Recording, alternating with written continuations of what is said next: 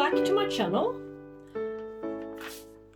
Outside you can see a lovely sunny winter's day in Gothenburg, Sweden, where I live, on top of a mountain, on top of the top floor, I can say.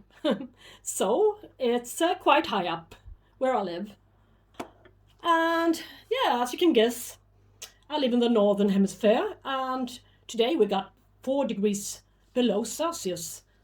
And yeah, so it's quite cold, but it was 8 degrees below Celsius when I woke up this morning, so I should not complain. But it was nice being out, walking a bit with my dog. Really nice weather. This video is going to be somewhat different, because this is a care collab, or shall we say care collaboration video, together with Ninja Orchids in Spain, as well as Eds Orchids in Scotland.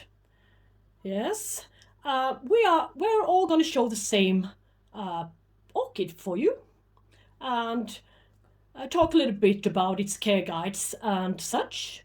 And today, the orchid in question is going to be Rlc Golf Green Hairy Pig. And that one is a lovely, lovely orchid with green and white fringy lipped flowers. And that one is a cross between Cattleya Golf and Rhynlaeliocattleya Golf. I'm soon going to show you mine, and I must say that I'm not so proud of mine yet. Mine has got 1 year to flowering size. So, but I just want to talk a little bit about this care collab or care collaboration. This is an idea from Ninja Orchids, and she reached out to a couple of smaller, I might add, channels to see if we had any orchids in common. And I gave her a list of my orchids that I have seen on her channel before. And the purpose of it all is that when you look for an orchid, you only have to type #carecollab, okay? Because that's going to be in the title. When you search for it on YouTube, you're going to find care guides from different YouTubers about the same orchid. So, and I think that's a nice idea, to reach out to one another and see us as a team, all right? Not only as individuals. And so the restrictions for this plant orchid care collab is that you're going to have the same orchid, of course. We're going to post our videos on the same day, not necessarily on the same hour, but that could be a thing. That could be a good thing, I think. And mention the other ones who are posting on the same day about this orchid, and link to the channels as well as to their videos, and add links to the videos and their channels in the description box, or in the description of the movie, of the film. All right?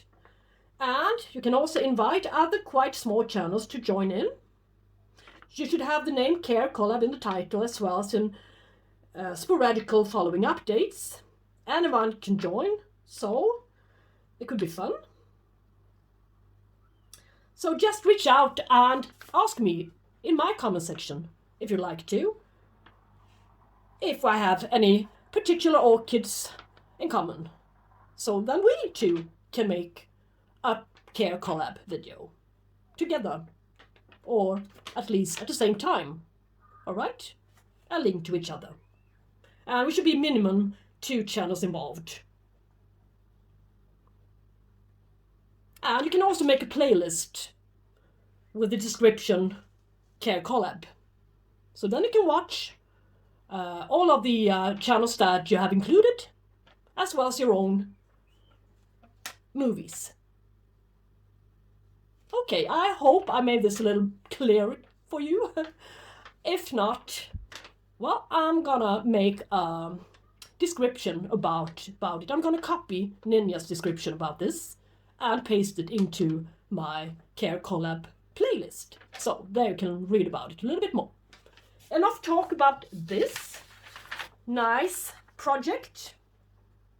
I'm gonna show you the plant in particular. So now we're in my living room. This is where I keep my Rlc Golf Green Hairy Pig. As you can see, I have my humidifier, ultrasonic humidifier, on at the maximum strength here. And I think you wonder why. I will show you. Well, you can see for yourself, 24.7 degrees Celsius right now, and the lowest temperature that's been in my apartment for the last 24 hours is 23.6 degrees Celsius, and I only have 49% humidity right now, and that's quite low. It usually is around 60 or even 70 on a rainy day, so it really has to do with the elements and how hot they are. So now the elements are working on their highest speed here, highest level, so the air is really dry. But, well, I think this humidifier is a really nice one. 6 liters. It can contain 6 liters. And I also have this little remote control. I can switch to warm mist and the amount of steam that I would like it to spread in my room. Yeah. All right. So, and I also have my balcony here.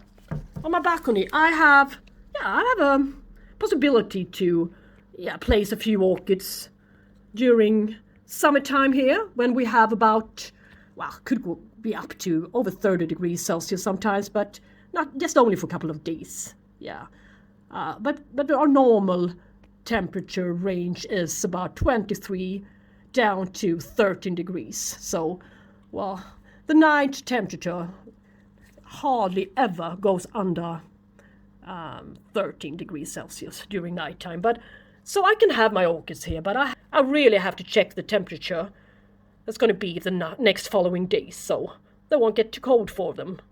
Well, yeah. And my goal is to give them mostly a little lower night temperature in order to force them to bloom, if I should choose that word, but encourage them to bloom for me. At least you can try the little things you can experiment with in order to get the results you are after. So that's the kind of choices that I got. I don't grow in a greenhouse or anything. I grow it in an apartment.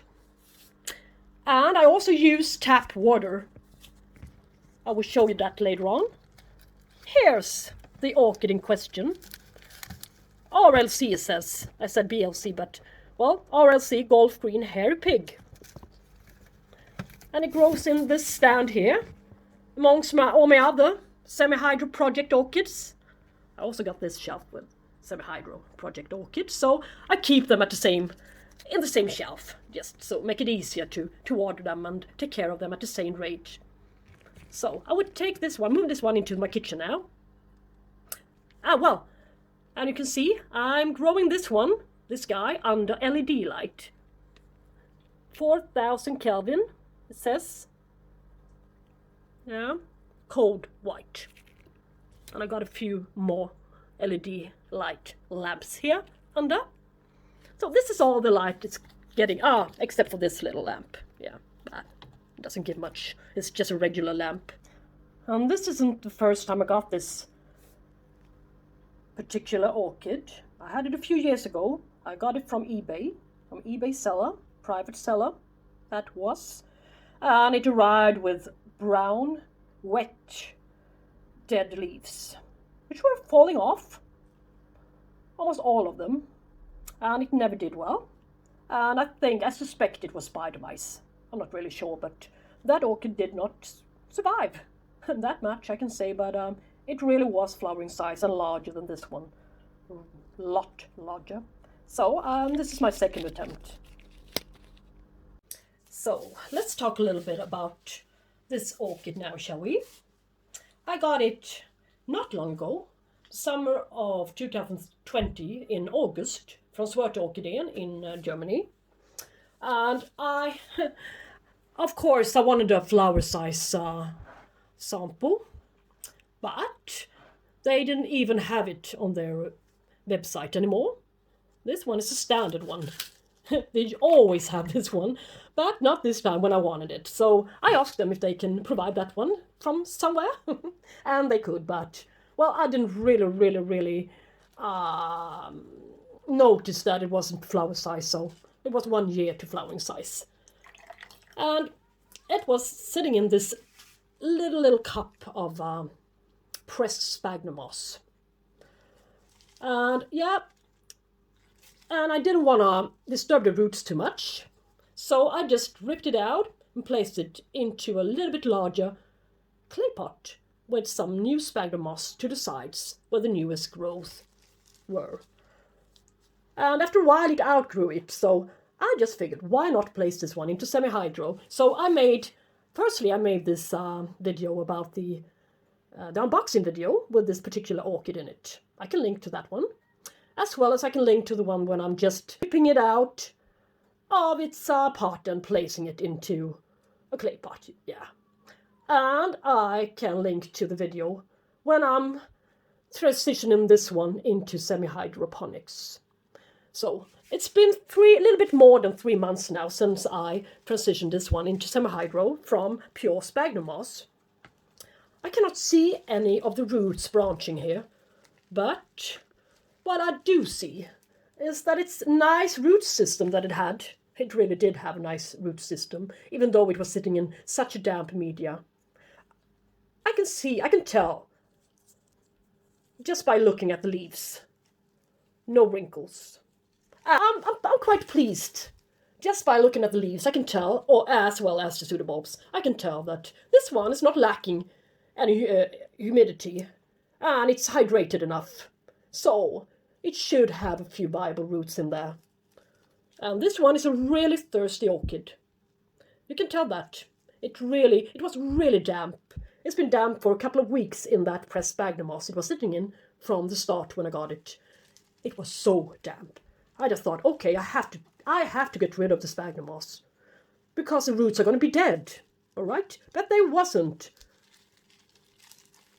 And they still aren't, so semi-hydroponics for this guy, I really took a chance, but it seemed to have been working out quite all right, yes? Let's see here, if I can see any sign of any new growth here. Not there, but what do I see? Here, I can see some new growth here. It's an eye. And perhaps this one is going to perform as well. Yeah, but this is a mixture of medium-sized liquor beams, a little bit of charcoal, a little bit of pumice. This is pumice. Yes, washed pumice, as well as a little bit of river rock on top, as well as a little bit of rock wool that I usually go over with my sprayer to keep the humidity up on the surface, where the humidity usually disappears a little bit too often when you're dealing with semi-hydroponics. So now over to watering routine. I'm just starting to be able to have a watering routine here with this guy, since I've been trying out something different with this one when I transition it into semi-hydro. I thought that I was going to treat this one as a regular cattleya orchid with wet and dry cycles to start with, and no water reservoir in the bottom until after a while, until I see the orchid that it's doing well and that not all of the root has been died off.